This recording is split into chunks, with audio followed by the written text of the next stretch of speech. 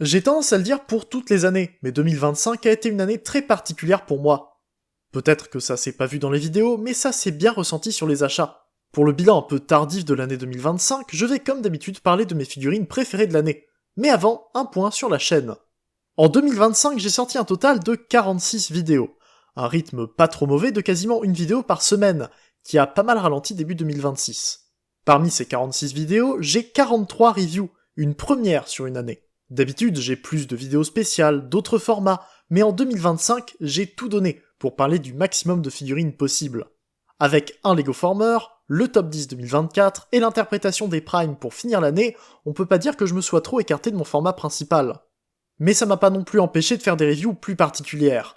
Déjà, niveau mois à thème, j'ai battu mon propre record avec pas moins de 6 mois autour de sujets précis. Le Fambot February, qui n'a pas été fait d'ailleurs en 2026 pour la première fois depuis son lancement. Puis le Menaçant May, le Seeker September, le Roboctober in Disguise et le Megavember. Une fin d'année toute tracée avec 3 mois à thème à la suite, ce qui me laisse assez peu de liberté pour improviser les vidéos, mais qui les a aussi rendues plus faciles à écrire. Mais les mois à thème ça fait pas tout. J'ai commencé une autre série de vidéos, avec le tour des primes originels dans Age of the Primes. Et on arrive à un autre truc de l'année, je me suis bien amusé sur les miniatures. J'ai fait plus de variations de ma miniature habituelle que n'importe quand, et je suis plutôt content de ça. Le changement de couleur sur les miniatures des primes, avec leur logo en fond, et la même pose solennelle à chaque fois, que j'ai repris de la miniature de Deathsaurus plus tôt dans l'année. La miniature des Earthspark, qui donne l'idée derrière la review, ou même l'Io Kaiser qui veut sortir de l'écran. Je suis quand même plus fier de la miniature des Missing Link, qui reprend la numérotation des jouets G1 et les couleurs qu'on retrouve sur les boîtes. J'ai évoqué l'Io Kaiser, et j'ai aussi pu parler du G1, en plus de terminer sa version Iron Factory, ce qui est un honneur, puisque peu de gens ont pu parler de l'Io Kaiser G1. Et parlant de figurines importantes, Omega Prime Aslab a eu droit à 3 vidéos à lui tout seul, pour bien décomposer les différents modes d'un excellent set. Au final, c'est donc une bonne année en termes de contenu, avec des retours positifs et un public récurrent. On n'est pas vraiment nombreux, mais moi ça me va. Faire plus de vues n'aurait aucun impact sur la façon dont je fais mes vidéos. J'en profite pour remercier tous ceux qui commentent, que ce soit sous une seule vidéo au hasard, ou presque toutes les semaines. Ça me fait toujours plaisir quand quelqu'un prend le temps de commenter. Donc merci à vous.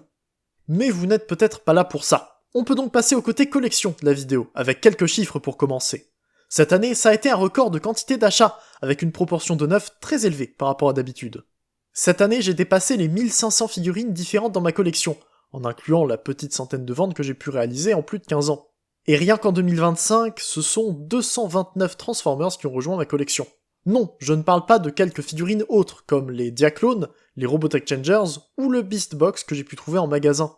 Je parle uniquement de ce qui se rapporte aux Transformers, officiellement ou non. Vous comprendrez que faire un top 10 à partir de ça, c'est pas facile. Donc, comme l'année dernière, je ferai 2 top 10. Les officiels d'un côté et les produits tiers de l'autre. Pour les Transformers officiels, je passe comme d'habitude aux achats remarquables qui n'entrent pas dans le top. Et cette année, je peux noter beaucoup de histoires originaux. Une petite dizaine trouvées d'un seul coup en brocante, suivi d'autres achats pour les compléter. C'est comme ça que j'ai pu avoir Magnaboss et Tripredacus entièrement cette année. J'ai pas pu combiner Magnaboss à cause de Silverbolt, bien sûr, mais je suis quand même content de les avoir. Je reste sur les combiners avec Rail Racer que j'ai enfin complété grâce à la tête de Rail Spike et l'arme de Rapid Run. Il me manque encore les missiles, mais c'est pas si grave. On m'en a demandé une review pendant plusieurs années en commentaire, sans que je sache pourquoi, et je ne l'avais jamais eu avant l'été dernier. Mais j'ai enfin Sentinel Prime Voyager Class de Dark of the Moon. Et peut-être plus impressionnant, il a fallu attendre Optimus Studio Series 86 pour que je me décide à prendre le Earthrise, pour pas cher du tout. Il me convient parfaitement pour mes Generations, donc je suis pas mécontent. Et enfin, après plus de 5 ans de recherche, de deuil et de regrets, j'ai enfin Skywarp Siege. Mon premier trio de Seekers originaux transformables dans le même mold est complété avec Skywarp, et j'en suis content. Mais j'allais pas le mettre dans mon top de l'année.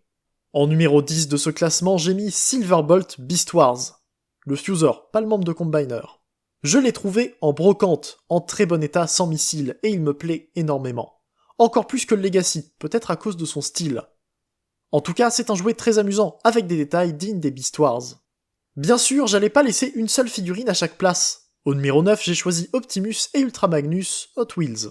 Les plus simples de tout le classement, mais c'était inespéré pour moi de les trouver, et les conditions dans lesquelles j'ai eu Optimus sont spéciales pour moi. En plus des Hot Wheels officiels de Transformers, avec un style si proche des jouets G1, ça ne pouvait que me marquer. En 8ème position, vous le connaissez, c'est Skybite Age of the Primes. Plus besoin de l'encenser, j'ai fait toute une vidéo pour dire pourquoi il était excellent d'un bout à l'autre. C'est un voyageur marquant et réussi, amusant en main et fidèle au cartoon. Il marque tous les points. Le numéro 7 reste dans les Generations avec Optimus Legacy United, style jouet géant. C'est un thème récurrent de ce top. Il ressemble au jouet G1, il est amusant et simple à prendre en main, il est très mignon et il a 3 armes et une matrice pour compenser sa simplicité. Évidemment, il devait faire partie de ce top. Tout comme le 6ème du classement, mais pour des raisons différentes. J'ai beaucoup parlé de la Brest Force cette année, et j'ai réussi à trouver l'un de leurs repaints. La Rescue Force, c'est des jouets très rares et des personnages inexistants, repaint de 4 des 6 membres de Leo Kaiser. Avoir Rescue Force One, c'est un honneur, et un souvenir d'une partie oubliée de la G1 européenne. En 5ème position, là encore, 2 jouets différents. Wasp et le Motor Master sont des repaints attendus des Animated de Legacy, et ils sont exceptionnellement bons. J'avoue, je suis fan de Motor Master, et sa version Animated est une grande réussite. Mais entre lui et un Wasp qui me fait découvrir un mode fantastique, complet et expressif, avec des couleurs parfaites, je vois même pas ce que j'aurais à leur reprocher. Ils donnent l'opportunité d'avoir facilement ces personnages, et en plus, ils sont très bons. Merci Pack de m'avoir poussé à prendre Wasp quand il était en promo. Le numéro 4, c'est Megatron Action Edition de chez Blockies. C'est un Megatron G1, donc il est beau, mais la construction est agréable avec juste le bon niveau de complexité et une bonne taille de pièces. En tant que kit à construire, il est parfait pour moi. Mais le résultat final est expressif, bourré d'accessoires et d'articulations, super bien fini et il donne toujours bien. Non seulement c'est un bon kit, mais c'est aussi une bonne figurine. C'est une réussite qui me donne envie d'avoir d'autres Action Edition. On arrive au top 3 et je vais pas le cacher plus longtemps. Ça risque d'être un peu répétitif et très prévisible. Si vous savez un peu ce que j'ai eu cette année, et ça serait pas un problème d'en avoir oublié la plupart, c'est assez facile de deviner ce qui apparaît aussi haut.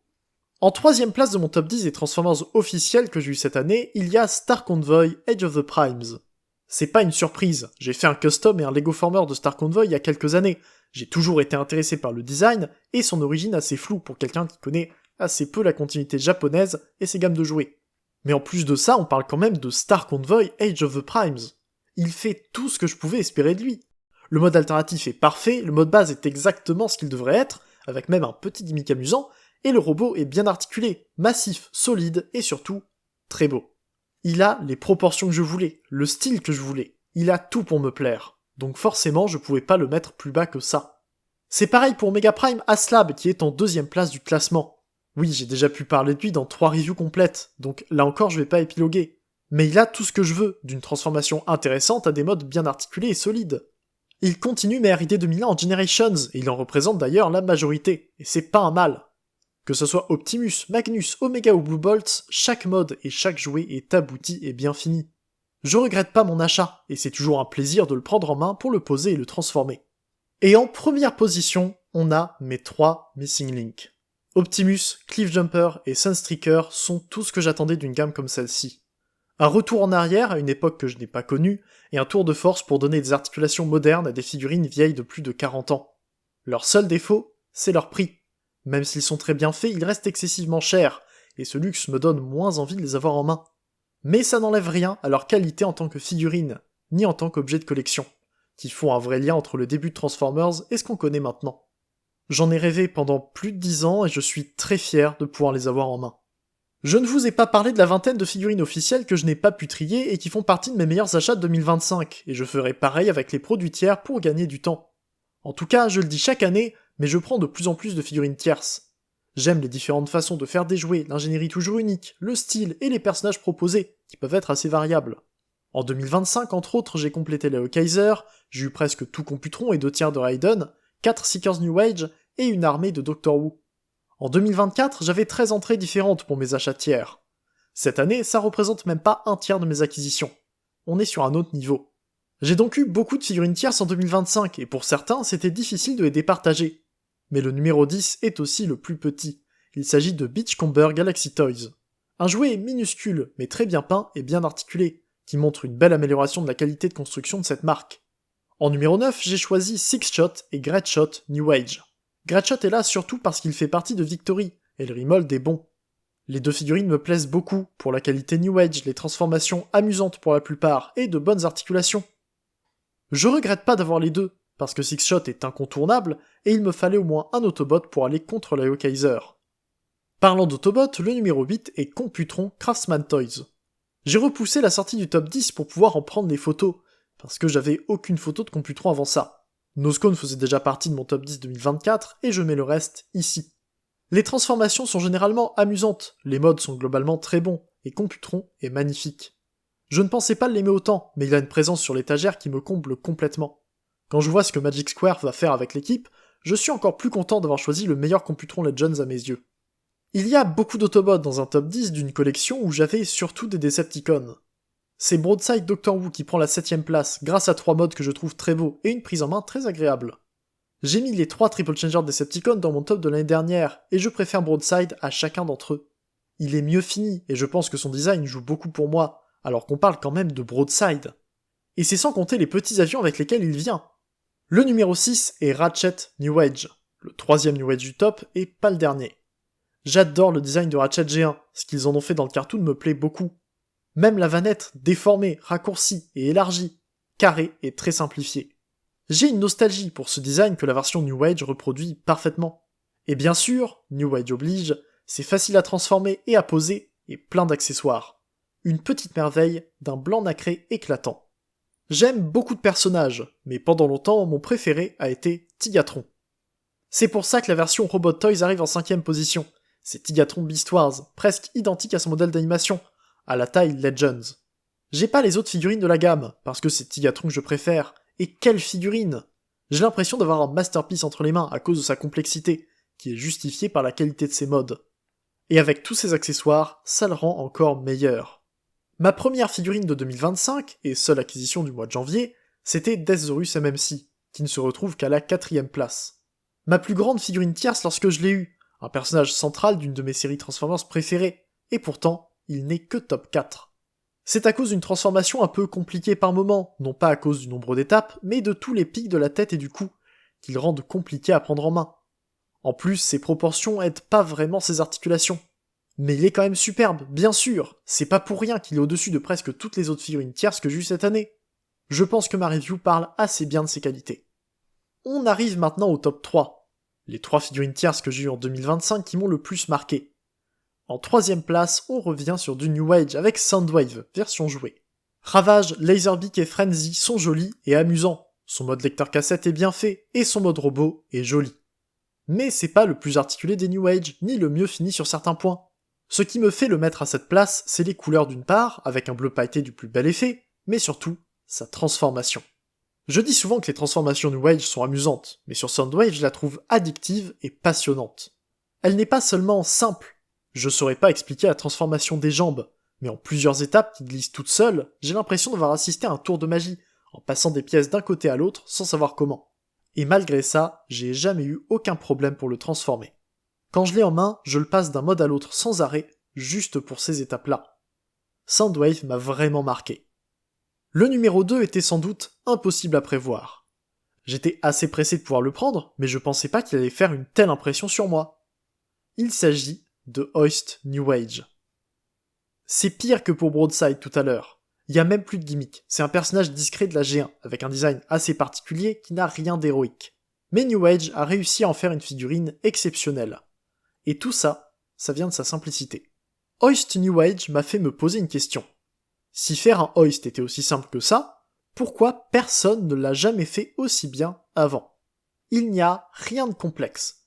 Hoist New Age se transforme en quelques étapes simplistes, qui n'ont presque pas de quoi rendre le géant jaloux. Justement, j'ai pris les couleurs jouées, que je préfère de très loin, et ça lui va super bien. Mais cette simplicité est tout à fait impressionnante. C'est à la fois élégant, malin, et très évident. Donc c'est pour ça que je me demande pourquoi personne l'avait jamais fait avant. Le design est parfaitement exécuté, et puisqu'il vient de la saison 2, il ressemble encore plus au jeu G1, mais avec des articulations qui sembleraient impossibles pour un jouet qui n'a même pas de bassin. Je m'y attendais pas, mais Hoist New Age m'a vraiment marqué. L'année dernière, quand j'ai fait mon top, j'ai dit que l'Io Kaiser se trouverait sans doute dans le classement de cette année. Eh bien, j'avais tort. L'Io Kaiser ne fait pas partie de mes figurines préférées de 2025. En première place, il y a Remus New Age. Megatron aux couleurs de son jouet Microchange, une version exclusive qui a été rendue disponible sur Shozy Store, ce qui m'a permis de l'avoir. Déjà, le fait de pouvoir le prendre alors que j'y croyais pas, ça rend son achat particulier. Mais c'est juste une excellente figurine. En mode pistolet très bien fait, la qualité de transformation de New Age, et un superbe robot avec de bons accessoires et de très bonnes articulations. C'est l'un des meilleurs Mégatron de style G1 qui existe, dans une taille qui permet à New Age de sortir le grand jeu. En tant que fan de Mégatron, c'était sûr que j'allais l'adorer. Voilà donc ce qui termine mon bilan de 2025 et mes 2 tops de figurines qui me plaisent le plus. Comme d'habitude, le classement était très personnel, mais je suis curieux de savoir ce que vous en avez pensé. Merci d'avoir suivi cette vidéo et d'être encore là après toutes ces années. On se retrouve bientôt pour une prochaine vidéo, c'était Leader, fin de jour et salut.